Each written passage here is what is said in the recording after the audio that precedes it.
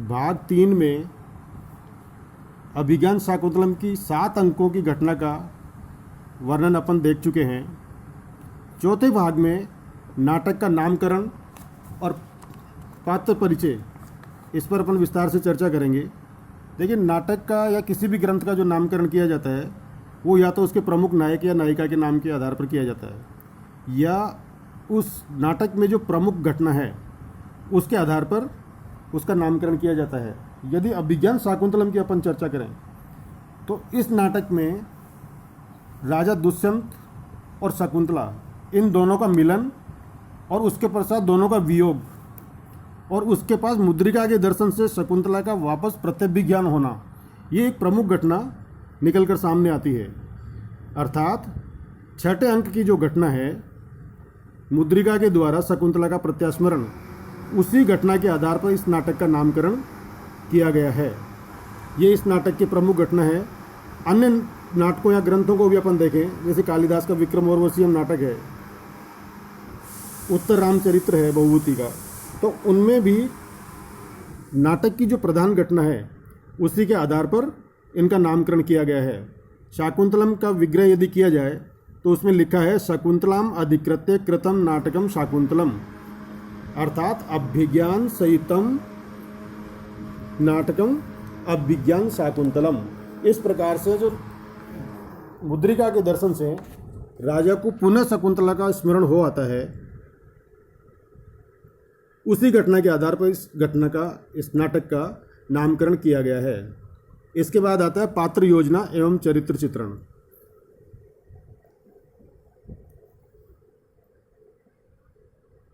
पूरे नाटक में कुछ पात्र हैं वो स्त्री पात्र है, कुछ पात्र है वो पुरुष पात्र है। यदि पुरुष पात्रों की अपन चर्चा करें तो सबसे पहला नाम आता है राजा दुष्यंत का। राजा दुष्यंत इस नाटक का प्रमुख पात्र है, इस नाटक का नायक यानी कि हीरो है, और नाट्य शास्त्र के नियमों के अनुसार अपन देखें तो ये धीरोदात्त की श्रेणी में आता है, या धीरोदात्त, धीर ललित, धीर प्रशांत इत्यादि जो नायक के 5 विभाग किए हैं, दशरूपकार धनंजय ने किए हैं, मम्मट ने भी किए हैं, आनंदवर्धन ने किए हैं, तो उनमें से धीरोदात्त की श्रेणी में आते हैं। धीरोदात्त का लक्षण देते हुए रस गंगाधर में लिखा है, महासत्वेति गंभीर क्षमावान विकत्तन स्थिरो निगूढ़ा अहंकारो धीरोदात्तो दृढ़व्रत। अर्थात महासत्व अर्थात महान पराक्रमी होना चाहिए, गंभीर होना चाहिए, क्षमावान होना चाहिए, किसी बात का विस्तार से विश्लेषण करने वाला होना चाहिए, अर्थात किसी दूसरे की कही सुनी बात पर विश्वास करने वाला नहीं होना चाहिए। स्थिर, एक बार जो निर्णय ले लिया उस पर स्थिर रहने वाला होना चाहिए। निगूढ़ अहंकारो, जिसमें अहंकार लेश मात्र भी नहीं हो, ऐसा जो दृढ़ व्रत नायक है या पात्र है उसको धीरोदात्त की श्रेणी में रखा गया है। राजा दुष्यंत अत्यंत बलशाली है, वीर है, पराक्रमी, रूपवान, बलिष्ठ इत्यादि लक्षण भी उसके चरित्र में पाए जाते हैं। मृगया के परिश्रम से हृष्टपुष्ट शरीर वाला भी है, अर्थात शिकार खेलने से जितना शारीरिक परिश्रम होता है उसके कारण उसका शरीर बहुत ही हृष्टपुष्ट दिखाया गया है। यहाँ तक कि देवताओं और असुरों के युद्ध में जो देवांगनाएं हैं वे भी विजय के लिए या तो इंद्र के वज्र पर या दुष्यंत के धनुष पर ही विश्वास करती है। दूसरा इसका गुण है गंभीर और विनम्र, अर्थात राजा दुष्यंत है वो बिल्कुल संयम से काम लेने वाला है, किसी भी कार्य में वो जल्दीबाजी करने वाला नहीं है, स्वभाव से ही विनम्र है। इसका उदाहरण अपन प्रथम अंक में देखते हैं। जैसे ही हिरण का पीछा करते हुए, शिकार खेलते हुए राजा आश्रम में प्रवेश करता है तो सबसे पहले वह विदूषक से कहता है, विनीत वेशेण प्रवेष्टव्यानि तपोवनानि नाम है, अर्थात ये तपोवन है, इसमें अपने को बिल्कुल विनम्र भाव से प्रवेश होना चाहिए। अर्थात यदि अपन ये जो रथ है, हाथी घोड़े हैं, या जो राजसी वस्त्र है, इन सब के साथ यदि प्रवेश करेंगे तो हो सकता है ऋषि मुनि क्रोधित हो जाए और वो अपने को श्राप दे दे। इसलिए हमको बिल्कुल विनम्र भाव से इसमें प्रवेश करना चाहिए। ऐसी स्थिति में राजा अपने रथ को वहीं छोड़ देता है और जो भी अपने राजसी वस्त्र होते हैं, धनुष है, बाण है इत्यादि सब का त्याग कर देता है। संयमित होने का एक उदाहरण और देखने को मिलता है। राजा जैसे ही शकुंतला के सौंदर्य को देखता है या शकुंतला को देखता है, वह उससे वशीभूत तो हो जाता है, लेकिन फिर भी वह इस कार्य में जल्दीबाजी नहीं करता। शकुंतला को देखने के पश्चात वह उसके रूप, कुल, जाति, वंश इत्यादि का पूर्ण परिचय प्राप्त करने के पश्चात ही कहता है कि जिसको मैं अग्नि समझ रहा था वह तो स्पर्श करने योग्य हीरा निकला, अर्थात मैं अब शकुंतला को स्वीकार कर सकता हूँ, इसमें कोई संदेह नहीं है। आगे लिखा भी है, सताम ही संदेह पदेषु वस्तुषु प्रमाणम अंतःकरण प्रवर्ते, अर्थात यदि किसी कार्य को करने में मन में कोई संशय होता है, ऐसी स्थिति में विद्वान पुरुष जिस बात का उल्लेख करते हैं या जिस बात का समर्थन करते हैं वह कार्य समझदार व्यक्ति को कर लेना चाहिए, उसमें कोई बुराई नहीं है। तीसरा उसका गुण है रूपवान और आदर्श प्रेमी, अर्थात नाटक का जो नायक है वो रूपवान है अर्थात सुंदर है, कुरूप नहीं है। यदि किसी कुरूप व्यक्ति को नाटक का आप नायक बना देंगे तो नाटक की रमणीयता खत्म हो जाएगी। नाट्यशास्त्र के नियमों के अनुसार नाटक का जो नायक है वो सुंदर होना चाहिए, रूपवान होना चाहिए। आदर्श प्रेमी, दुष्यंत के प्रेम में उच्छृंखलता कहीं भी दिखाई नहीं देती है। जैसे ही शकुंतला उसको दिखाई देती है तो शकुंतला का पूर्ण परिचय प्राप्त करके ही वह उसके सामने प्रणय प्रस्ताव रखता है।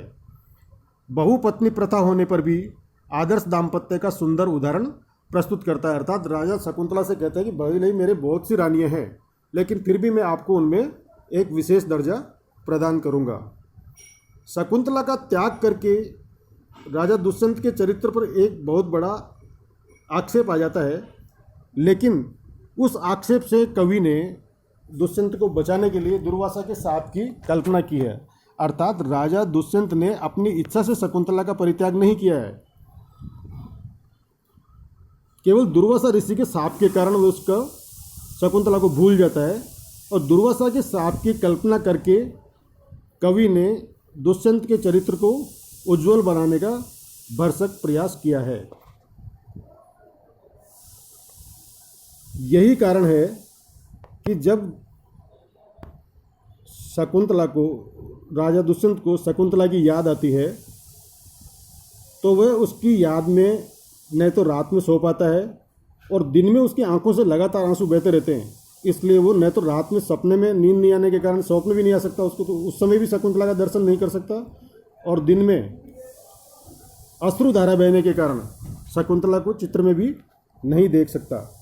इस स्थिति का वर्णन करते हुए जो कंचुकी है वह राजा दुष्यंत की दशा का वर्णन करते हुए इस प्रकार कहता है, रम्यम दृष्टि यथा पुरा प्रकृति भी प्रत्यहम सेव्यते सय्या प्रांत विव्रत निर्विगम अत्युनिद्र एव क्षपा दाक्षिण्येन ददाति वाचम उच्तान्त्य पुरेभ्यो यदा गोत्रेषु स्खलितस्तदा भवति च वीणा विलक्षणश्चिरम, अर्थात वह राजा रात्रि में नहीं सो पाने के कारण स्वप्न में भी शकुंतला का दर्शन नहीं कर सकता और दिन में लगातार अश्रुधारा बहने के कारण चित्र के माध्यम से भी शकुंतला का दर्शन नहीं कर सकता।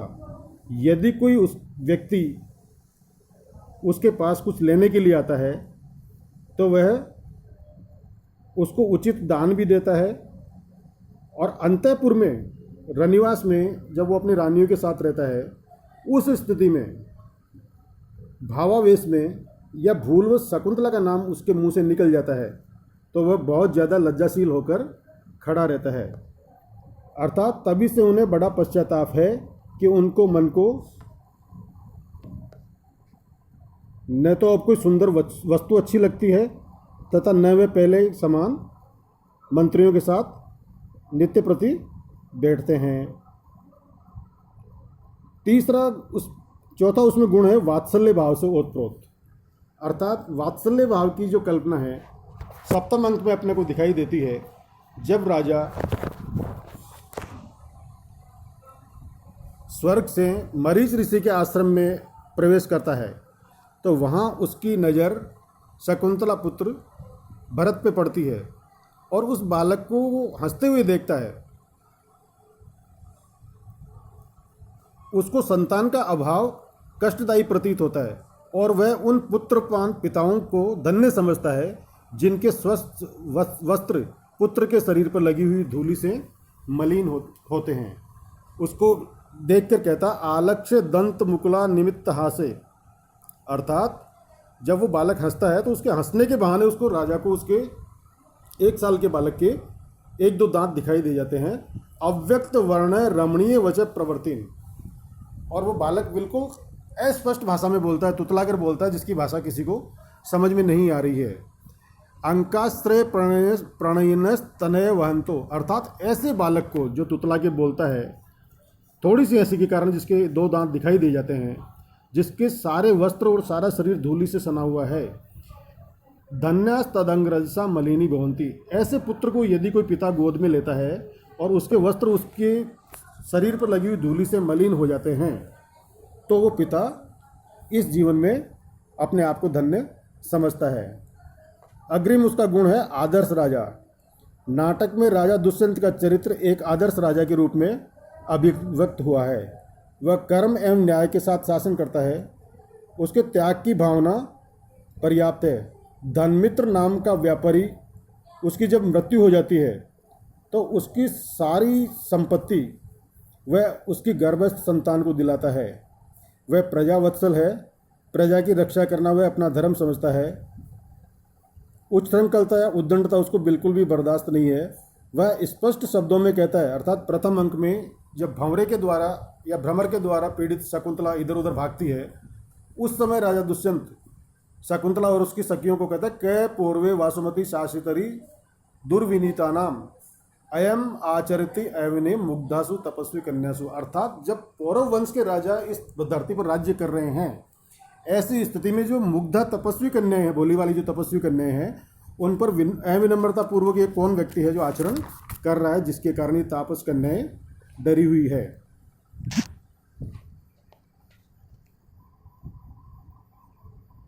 दूसरा इस नाटक का प्रमुख पात्र है वो है शकुंतला, अर्थात स्त्री पात्र है उनमें शकुंतला सबसे प्रमुख है। कालिदास ने महाभारत और पद्म पुराण की कथा में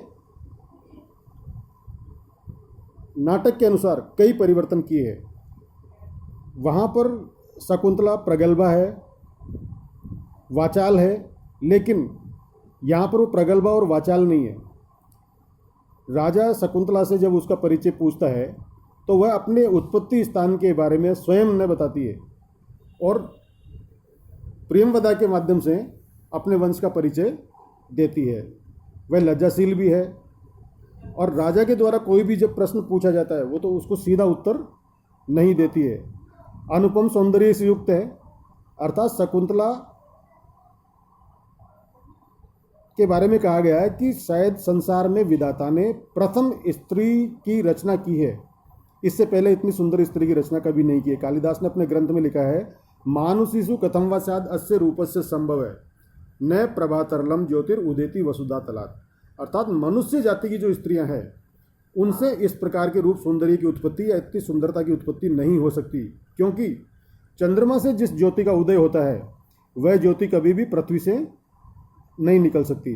राजा उसके अनुपम सौंदर्य को देखकर अवाक हो जाता है और आश्चर्य से कहता है कि मानव लोकोत्पन्न स्त्री जाति में भला इस प्रकार शकुंतला की उत्पत्ति कैसे हो सकती है। आगे उसको देखकर कहता, इदम किलाव्याज मनोहरम वपु तपक क्षमम साधयितुम ये इच्छति ध्रुवम स नीलोत्पल पत्र धारया समिल्लताम छेतुम ऋषि व्यवशति, अर्थात इस प्रकार का जो सुंदर और कोमल शरीर है उसको ये ऋषि मुनि पेड़ों में पानी देने के लिए कठिन कार्य में जो लगा रखा है, ये इसके लिए उचित नहीं है। क्योंकि ऐसा यदि कोई ऋषि इससे कार्य करवा रहा है तो उसका जो कृत्य है वो इस प्रकार का है जैसे कमल के पत्ते की पंखुड़ी से आप किसी समीलता को, खेजड़ी का जो वृक्ष समीलता कहते हैं उसको संस्कृत में, उसको काटने का आप प्रयास कर रहे हो, जो सर्वथा असंभव है। शकुंतला के कौमार्य सौंदर्य और लावण्य पर मुग्ध होकर उसे अनाघ्रात पुष्प, ऐलून किशलय, अनाविद्य रत्न, अनास्वादित मधु तथा अखंड पुण्यों का फल, ये सारी उपमाएं कवि ने शकुंतला को दी है। दूसरे अंक का ये 10वां श्लोक है। आगे राजा दुष्यंत शकुंतला को देखकर कहता, इयम अधिक मनोज्ञा वल्कलेन अपि तन्वी, किमेव ही मधुराणाम मंडनम न आकृति नाम। अर्थात ये जो शकुंतला है ये वल्कल वस्त्र पहनने के बाद भी और ज़्यादा सुंदर दिखाई देती है, क्योंकि संसार में जो भी सुंदर वस्तुएं होती है उनके लिए हर वस्तु आभूषण होती है, उनको अलग से कोई आभूषण धारण करने की आवश्यकता नहीं होती है। जिस प्रकार से चंद्रमा का जो कलंक है वह उसकी शोभा को बढ़ाता ही है, कम नहीं करता है। अंग प्रत्यंग सौंदर्य का वर्णन करते हुए कवि कहता है, अधर किसलय रागे कोमल विटपानु कारिणो बाहु कुसुमम इव लोभनीयम यौवनम अंगेशु सन्नदम। अर्थात शकुंतला के जो अधर हैं वो किसलय यानी पेड़ की जो पहली पहली कोमल आती है उसके समान लालिमा से युक्त है, और उसकी जो दोनों भुजाएं हैं वो एक कोमल पेड़ की टहनियों के समान है। और जिस प्रकार फूल में सुंदरता समाई हुई रहती है उसी प्रकार से जो युवावस्था है या यौवन है वो शकुंतला के अंग प्रत्यंग में समाया हुआ है। आगे जाकर कहता, स्त्री रत्न सृष्टि अपरा प्रतिभाति साम्य। अर्थात ऐसी सुंदर रचना है स्त्री जाति में आज तक मैंने नहीं देखी, क्योंकि धातुर विभुत्वम अनुचिंत्य वपुस्तस्या। अर्थात शकुंतला का शारीरिक सौंदर्य और विधाता का कला कौशल, इन दोनों का जब मैं विचार करता हूँ तो ये लगता है कि कोई अपूर्व स्त्री रचना है।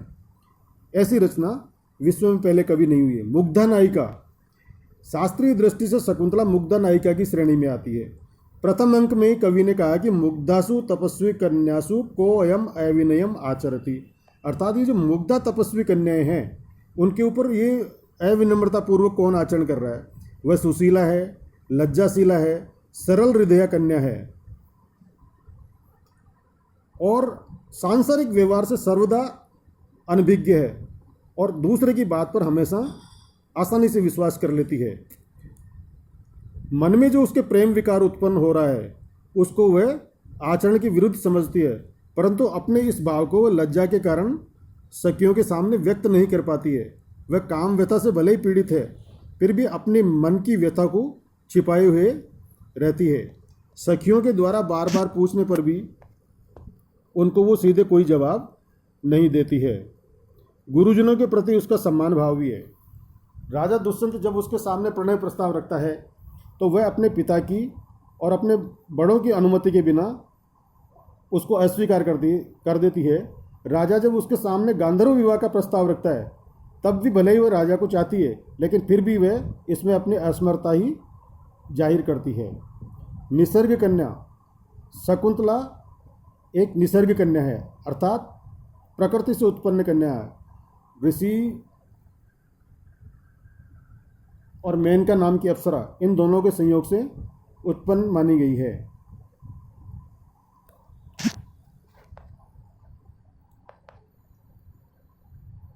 निश्चल और सरल स्वभाव से युक्त है। शकुंतला के व्यवहार में कहीं भी कपटता इत्यादि दिखाई नहीं देती है।